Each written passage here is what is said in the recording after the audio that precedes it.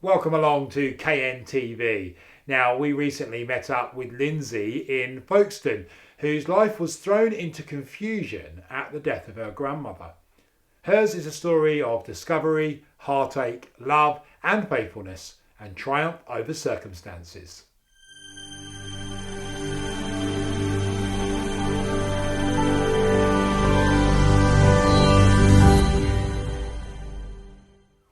Hi, my name is Lyndsay.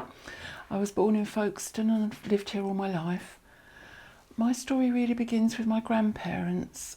My grandfather was a Folkestone fisherman, and him and his wife lived on the Stade right at the end near the sunny sands.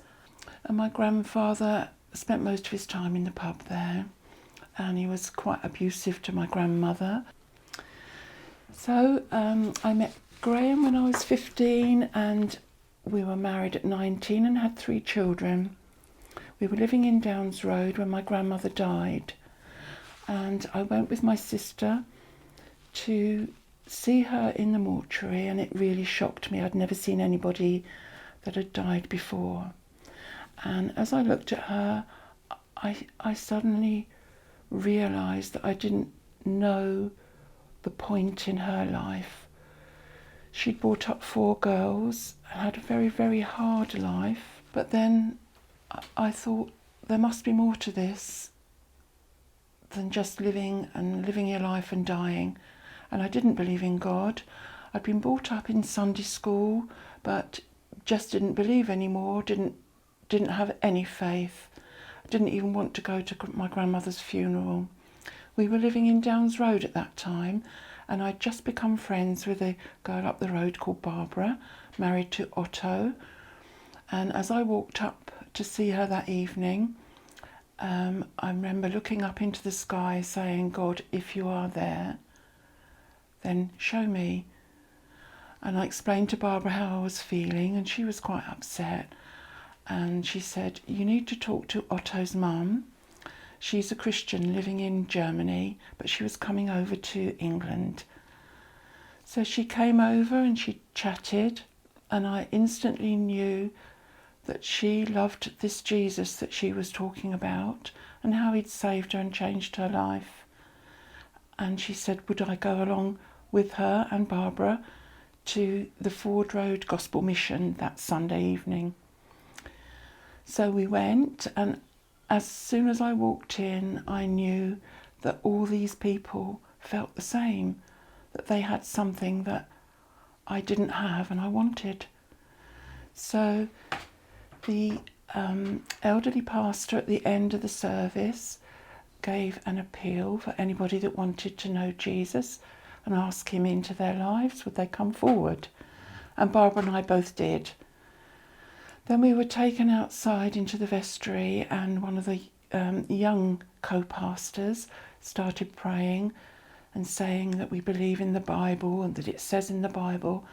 And I had to stop him because I didn't believe in the Bible. I didn't know if I had done the right thing. I didn't know if I meant it.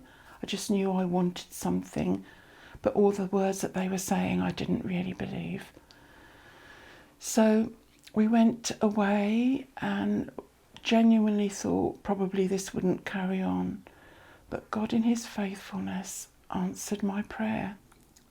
I carried on like that for a few years. Graham was very supportive, although he didn't want to know. He was brought up in with his grandmother living with him, who was a very strict Baptist Christian, and he didn't really want to know any more about that. And then when the children were 7 and 9 and 12, Graham became ill, and very quickly very ill, and was taken into hospital. After a couple of weeks, they realised that he had a very severe bowel disease that needed emergency surgery. So we were told just before the operation that he only had a 50-50 chance of surviving the operation, which obviously was devastating to both of us. My last words to Graham were, everyone's praying for you, Gray. And he had surgery, long surgery, and the next day was our 14th wedding anniversary, but he was sedated all day. I had a phone call at 7 in the morning from the hospital the next day saying, he's calling for you, could you come straight in? He confessed that he'd walked with Jesus and seen things and heard things that you could never imagine, and that he knew God and wished he'd done it years ago, and he wanted to have a party and celebrate and tell everybody that how much God loved them and what they'd all been missing. And it truly was a wonderful thing to hear him say this. A lot of people would say it was just drug induced and it wasn't real, but I knew the man and I knew it was real.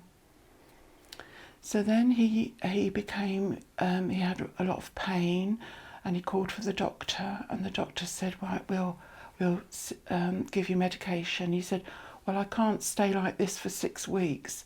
And the doctor said, you don't have to, Graham, you'll be up and about in a few days, you'll be fine. During that day he had to be ventilated and sedated and ventilated.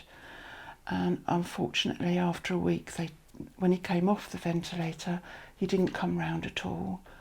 He was completely brain damaged and didn't ever speak again. He unfortunately died of a heart attack 6 weeks to that day later, which is something that we absolutely don't understand, but one day hope to. So at this time, George, my next door neighbour, on the very day that Graham went into hospital, his wife left him with 2 small children. 3 weeks after that, his 20-year-old brother was killed in an accident on the railway where he worked. So it was a terrible time for George as well at this time. And we would help each other out. He would cut the grass, I would cook him a meal and get his washing in and things like that.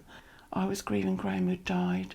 George was grieving his wife that had left him and his young brother. So we were very close at that time and helped each other enormously.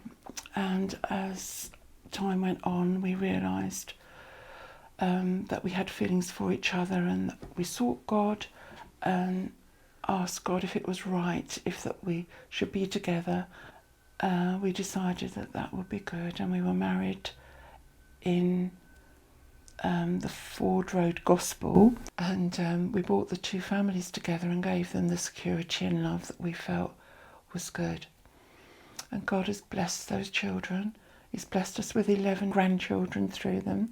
And I think now as I've got older, the more you know Jesus, the more you want to know him and love him and serve him. And I'm just so grateful to God that all these years he's kept me.